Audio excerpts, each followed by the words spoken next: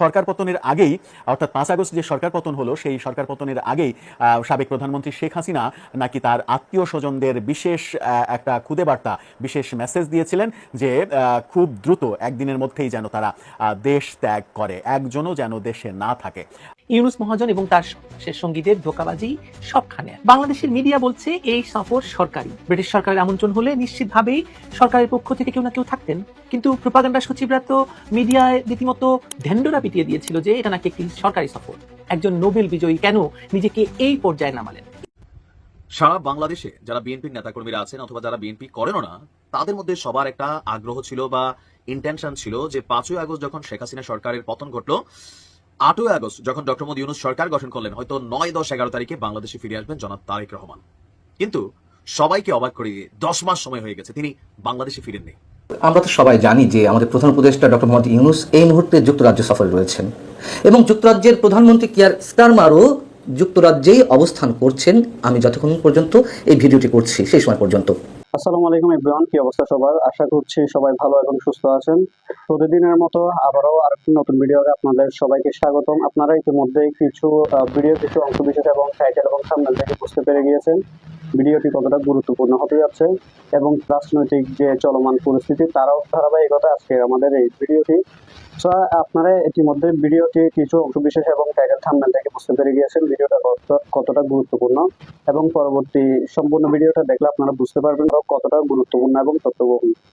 সম্পূর্ণ ভিডিওটি শুরু করার পূর্বে আমি আপনাদেরকে জানিয়ে রাখতে চাই যারা আমাদের এই চ্যানেলটিতে নতুন অবশ্যই সাবস্ক্রাইব করে পাশে থাকবেন, এবং যারা ইতিমধ্যে সাবস্ক্রাইব করে ফেলেছেন আপনাদেরকে অসংখ্য ধন্যবাদ। তবে চলুন আমরা মূল ভিডিওটি শুরু করি। সরকার পতনের আগেই অর্থাৎ 5 আগস্ট যে সরকার পতন হলো সেই সরকার পতনের আগেই সাবেক প্রধানমন্ত্রী শেখ হাসিনা নাকি তার আত্মীয় স্বজনদের বিশেষ একটা খুদে বার্তা বিশেষ মেসেজ দিয়েছিলেন যে খুব দ্রুত একদিনের মধ্যেই যেন তারা দেশ ত্যাগ করে, একজনও যেন দেশে না থাকে। শুধুমাত্র আত্মীয় স্বজনদেরকেই এই মেসেজ কি পাঠিয়েছিলেন তিনি, নাকি তার ঘনিষ্ঠজনদেরও এই মেসেজ পাঠিয়েছিলেন? এই মেসেজ কেন পাঠিয়েছিলেন? যখন দেশে একটা অরাজক পরিস্থিতি চলছে, যখন সরকার টালমাটাল অবস্থায় চলছে, তখন আত্মীয়দের বাঁচানোর জন্য, আত্মীয়দের সেফটির জন্য শেখ হাসিনার এই বিশেষ ভাবনা কি সত্যিই ছিল? কি বলছে গণমাধ্যম? এবং শেখ হাসিনার আত্মীয়রাই বা এতদিন পালিয়ে থাকার পরে অর্থাৎ 10 মাস পরে এই ব্যাপারে কথা বলছেন, কি বলছেন তারা, সেই আলোচনা করবো এই ভিডিওতে। বলছিলাম শেখ হাসিনা সরকারের পতনের ঠিক আগ মুহূর্তে অর্থাৎ 3 তারিখে একেবারে স্পেসিফিক 3রা আগস্ট তিনি শেখ হাসিনা তার আত্মীয় স্বজনদের বিশেষ একটি মেসেজ পাঠান, এবং সেই মেসেজটা তিনি পাঠান হোয়াটসঅ্যাপে। সেরকম খবরই গণমাধ্যম নিশ্চিত করছে। আপনার গণমাধ্যমের খবরের শিরোনামটা দেখে নিতে পারেন। সেখানে বলা হচ্ছে সরকার পতনের আগেই আত্মীয় স্বজনদের বিশেষ বার্তা দেন হাসিনা। কি বার্তা দিয়েছিলেন তিনি? সেখানে বলা হচ্ছে যে 5 আগস্ট সরকার পতনের আগেই নিজের আত্মীয় স্বজনদের বিশেষ বার্তা দিয়েছিলেন তৎকালীন প্রধানমন্ত্রী শেখ হাসিনা। তার এক আত্মীয় সম্প্রতি এই তথ্য জানিয়েছেন তার ঘনিষ্ঠজনদের। তাদেরই একজন গণমাধ্যমকে নিশ্চিত করেছে দেশ ত্যাগ করতে না পারলে এখন তাকে জেলে থাকতে হতো। অর্থাৎ তিনি যদি সেই সময় শেখ হাসিনার বার্তা শুনে দেশ ত্যাগ না করতেন তাহলে এই মুহূর্তে তাকে জেলে থাকতে হতো। বিদেশে অবস্থানরত ওই ব্যক্তি ক্ষমতাচ্যুত আওয়ামী লীগ সরকারের একজন প্রভাবশালী দায়িত্বপ্রাপ্ত কর্মকর্তা এবং সাবেক সংসদ সদস্যও ছিলেন। শেখ হাসিনার আত্মীয় সংসদ সদস্য ছিলেন, বিশেষ কর্মকর্তা, বিশেষ দায়িত্বপ্রাপ্ত কর্মকর্তা। তিনি শেখ হাসিনার দাদা শেখ লুৎফুর রহমানের পক্ষের একজন আত্মীয়, এমনটাও গণমাধ্যম নিশ্চিত করছে। সূত্র বলছে গত বছরের 4 আগস্ট কারফিউ চলাকালেই মোবাইল ফোনে নির্দেশনা পেয়ে তিনি পরিবারের সদস্যদের সঙ্গে দেশ ত্যাগ করেন এবং অস্ট্রেলিয়া আশ্রয় নেন। অর্থাৎ তিনি যিনি এই তথ্যটা গণমাধ্যমে বলছেন, তিনি 4 আগস্ট অস্ট্রেলিয়ায় পাড়ি জমান, সেই তথ্যটা তিনি জানাচ্ছেন। তিনি এটাও জানান যে শেখ হাসিনা শুধুমাত্র বঙ্গবন্ধু পরিবারের সদস্য ও নিকট আত্মীয়দের দেশ ছাড়ার নির্দেশ দেন। তাদের একটি হোয়াটসঅ্যাপ বার্তা পাঠান তিনি, যাতে লেখা ছিল নো ওয়ান স্টে হেয়ার, অর্থাৎ কেউ এখানে অবস্থান করা যাবে না, কেউ এখানে অবস্থান করো না, সবাই চলে যাও। মানে সবাই চলে যাও, এটা একটা signal, no one stay here, কেউ এখানে অবস্থান করো না, তার মানে বিপদ আসন্ন।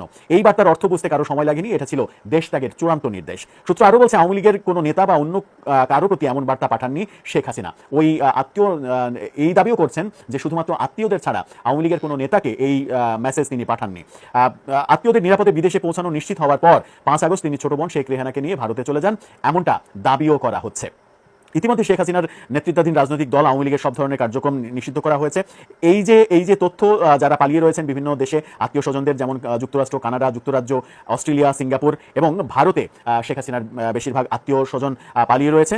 সেই আত্মীয় স্বজন পালিয়ে থাকার মধ্যে একজন মাত্র সেরনিয়াবাদ পরিবারের একজন মাত্র শেখ হাসিনা পরিবারের মানে আত্মীয় স্বজনদের মধ্যে সেরনিয়াবাদ পরিবারের একজন মাত্র গ্রেপ্তার হয়েছেন। তাছাড়া কেউই গ্রেপ্তার হননি, সবাই দেশের বাইরে চলে যেতে সমর্থ হয়েছেন।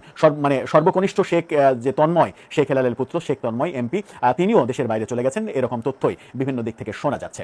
কিন্তু সবথেকে গুরুত্বপূর্ণ ব্যাপার সেটা হচ্ছে যে শেখ হাসিনা কি তাহলে আওয়ামী লীগের নেতাকর্মীদের কথা ভাবেননি, শুধুমাত্র আত্মীয় স্বজনদের কথাই ভেবেছেন?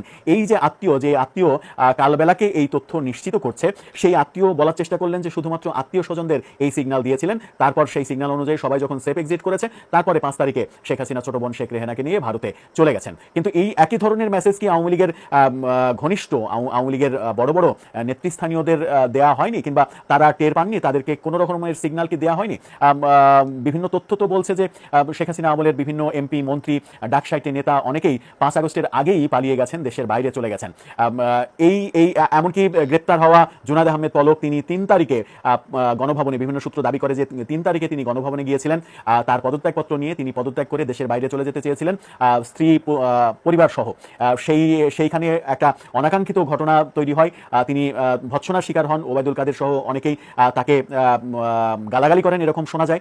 তারপরে সেই পদত্যাগ করতে ব্যর্থ হয়ে তিনি আর দেশের বাইরে যেতে পারেননি, কিন্তু নিরাপদে তার পরিবারকে, জুনায়েদ আহমেদ পলক তার পরিবারকে দেশের বাইরে পাঠিয়ে দিতে সমর্থ হয়েছিলেন। পরবর্তীতে আমরা দেখলাম যে পলক যখন পরবর্তীতে বিমানবন্দর দিয়ে যেতে লাগলেন, তখন তাকে আটক করা হলো, এখন তিনি জেলে রয়েছেন। রহস্য আসলে, এই রহস্যের জট খুব সহজে যে খুলবে সেটা বলা যায় না। যেটা বলছিলাম প্রথমে, যে এই ইতিহাস নিয়ে অনেকে লেখালেখি করবেন, অনেক বই লেখা হবে, অনেক গবেষণা তৈরি হবে। এই ইতিহাসের পরতে পরতে কি ঘটেছিল সেগুলো নিয়ে বিস্তর গবেষণা তো হতেই পারে, হবে।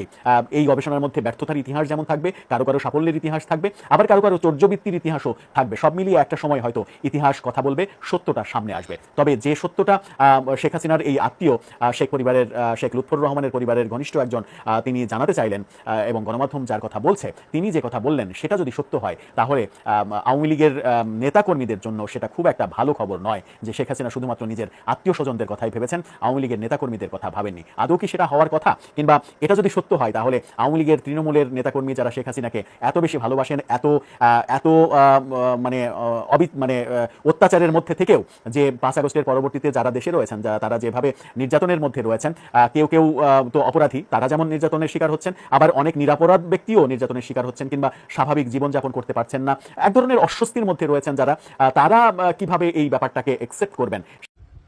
সারা বাংলাদেশে যারা বিএনপির নেতাকর্মীরা আছেন অথবা যারা বিএনপি করেনও না, তাদের মধ্যে সবার একটা আগ্রহ ছিল বা ইন্টেনশন ছিল যে 5ই আগস্ট যখন শেখ হাসিনা সরকারের পতন ঘটলো, 8ই আগস্ট যখন ডক্টর মোহাম্মদ ইউনূস সরকার গঠন করলেন, হয়তো 9, 10, 11 তারিখে বাংলাদেশে ফিরে আসবেন জনাব তারেক রহমান।